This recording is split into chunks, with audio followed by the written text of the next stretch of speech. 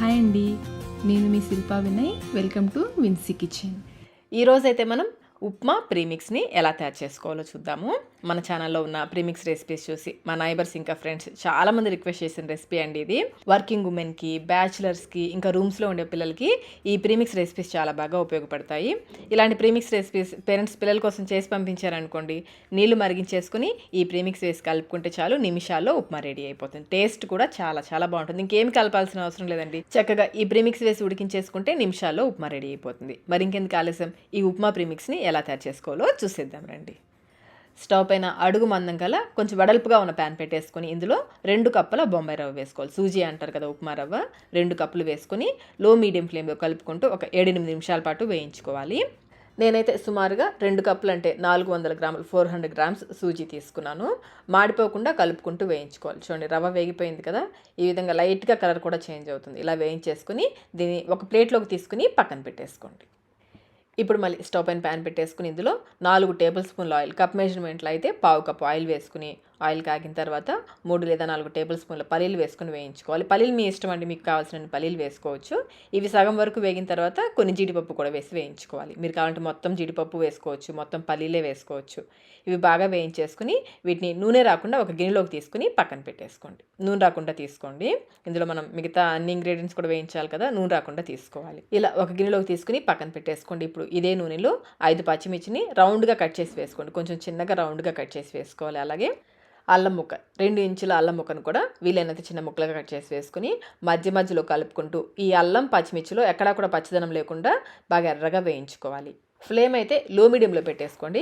మాడిపోకుండా మధ్యలో కలుపుకుంటూ వేయించుకుంటే సరిపోతుంది. కంటిన్యూస్గా కలపాల్సిన అవసరం లేదు. మధ్యలో కలుపుకుంటూ బాగా ఎర్రగా వేయించుకోవాలి. చూడండి, ఈ విధంగా ఎర్రగా వేయించుకోవాలి. ఇలా వేయించేసుకుని మనం పల్లీలు జీడిపప్పు తీసి పెట్టుకున్నాం కదా, అదే గిన్నెలోకి వేసేసుకుని పక్కన పెట్టేసుకోండి.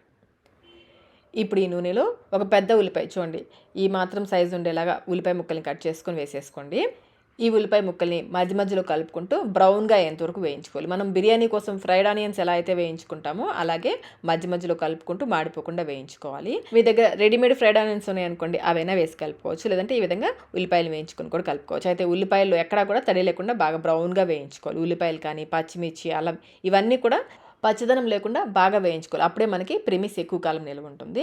ఉల్లిపాయలు బాగా వేగిపోయాయి కదా, ఈ విధంగా బ్రౌన్గా వేయించేసుకుని నూనె రాకుండా తీసుకోవాలి. కొంచెం పక్కకు పెట్టేసుకున్నామంటే నూనె అంతా కూడా పక్కకు వచ్చేస్తుంది.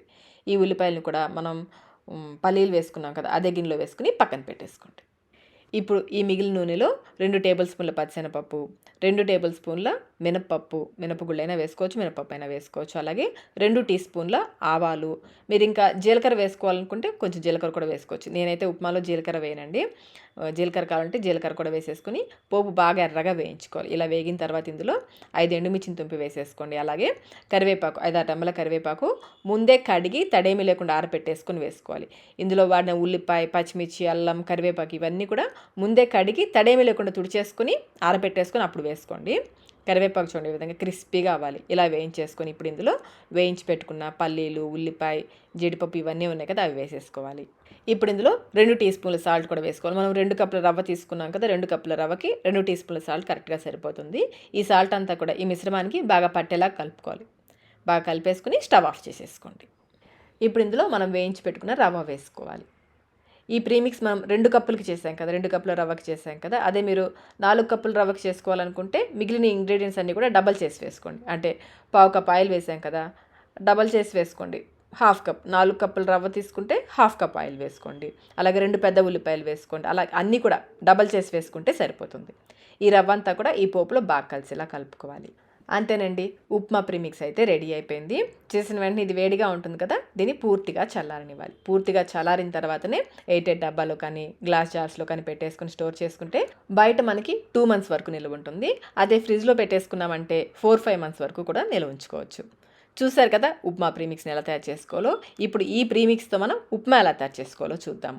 స్టవ్ పైన ప్యాన్ పెట్టేసుకుని ఇందులో 3 కప్పుల నీళ్లు పోసుకోవాలి. మీరు ఏ కప్పుతో అయితే రవ్వ తీసుకుంటారో అదే కప్పుతో 3 కప్పుల నీళ్లు పోసేసి నీళ్ళని మరిగించుకోవాలి. నీళ్ళు ఇలా మరుగుతున్నప్పుడు ఇందులో 1 టీ స్పూన్ నెయ్యి వేసేసి నెయ్యి ఇందులో బాగా కలిసేలా కలుపుకోవాలి. ఇలా కొంచెం నెయ్యి వేయడం వల్ల ఉప్మాకి మంచి టేస్ట్ వస్తుంది. ఇప్పుడు ఇందులో 1 కప్పు ఉప్మా ప్రీమిక్స్ వేసుకోవాలి. మనం నీళ్లు కొలుచుకున్న కప్పుతోనే ఉప్మా ప్రీమిక్స్ వేసేసుకొని వెంటనే కలిపేసుకోవాలి, లేదంటే ఉండకట్టేస్తుంది. ఫ్లేమ్ అయితే మీడియంలో పెట్టేసి కంటిన్యూస్గా కలుపుకోవాలి. చూడండి ఈ విధంగా ఎక్కడా కూడా ఉండలు లేకుండా బాగా కలుపుకోవాలి. ఇలాగే కలుపుకుంటూ ఇది కొంచెం దగ్గర పడేంత వరకు కలుపుకుంటూ ఉడికించుకోవాలి. ఇలా కొంచెం దగ్గర పడిన తర్వాత మూత పెట్టేసి లో ఫ్లేమ్లో మరి కొంచెం దగ్గర పడేంత వరకు ఉడికించుకోవాలి. ఉప్మాని మరి దగ్గరగా ఉడికించేది, ఇది ఆరాక ఇంకా గట్టిగా అయిపోతుంది. కన్సిస్టెన్సీ చూడండి, ఇలా ఉన్నప్పుడే స్టవ్ ఆఫ్ చేసేసుకుంటే ఇది ఆరాక కరెక్ట్ కన్సిస్టెన్సీలోకి వచ్చేస్తుంది. అంతేనండి, ప్రీమిక్స్ పౌడర్తో చేసిన ఉప్మా అయితే రెడీ అయిపోయింది. ఈ ఉప్మాకి కాంబినేషన్గా కొబ్బరి చట్నీ, ఈ కొబ్బరి చట్నీ కూడా నేను ప్రీమిక్స్ పౌడర్తోనే చేస్తున్నాను. ఈ చట్నీ పౌడర్లో కొంచెం నీళ్ళు పోసి కలుపుకుంటే కొబ్బరి చట్నీ రెడీ అయిపోతుంది. మీకు ఈ రెసిపీ కావాలంటే లింక్ నేను డిస్క్రిప్షన్ బాక్స్లో ఉంచుతాను చూడండి. ఇలాంటి ప్రీమిక్స్ రెసిపీస్ రెడీగా ఉన్నాయనుకోండి, బ్యాచులర్స్కి, రూమ్స్లో ఉండే వాళ్ళకి, ఇంకా వర్కింగ్ ఉమెన్కి బిజీ డేస్లో చాలా ఉపయోగపడతాయి. ఈ ఉప్మా ప్రీమిక్స్ రెసిపీని కూడా మీరు ఒకసారి తప్పకుండా ట్రై చేయండి. చాలా రెసిపీస్ని ట్రై చేసి మంచి ఫీడ్బ్యాక్ కూడా ఇచ్చారు. అలాగే ఈ ఉప్మా ప్రీమిక్స్ రెసిపీని కూడా తప్పకుండా ట్రై చేయండి. ట్రై చేసి మీ వాల్యుబుల్ ఫీడ్బ్యాక్ని మాకు కమెంట్ రూపంలో తెలియచేయండి. వీడియో నచ్చినట్లయితే లైక్ చేయండి, మీ ఫ్రెండ్స్కి, ఫ్యామిలీ మెంబర్స్కి షేర్ చేయండి. ఇలాంటి మరిన్ని రెసిపీస్ కోసం మన విన్సీ కిచెన్ యూట్యూబ్ ఛానల్ని సబ్స్క్రైబ్ కూడా చేసుకోండి. Thank you.